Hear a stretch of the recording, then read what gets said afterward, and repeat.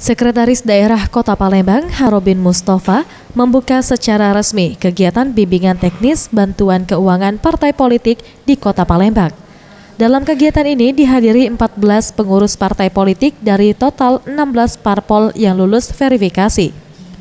BIMTEK bantuan keuangan ini sendiri merupakan amanah dari Undang-Undang Nomor 2 Tahun 2011 yang berisi pemerintah harus memberikan bantuan kepada parpol.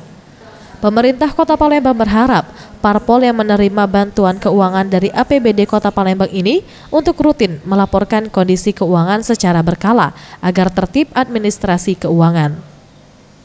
Nah, sekarang bantuan ini kan harus dipertanggungjawabkan.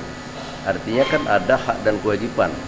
Mereka punya hak mendapat bantuan, tapi mereka wajib untuk melaporkan keuangan bantuan itu, melaporkan kepada pemerintah Kota Palembang.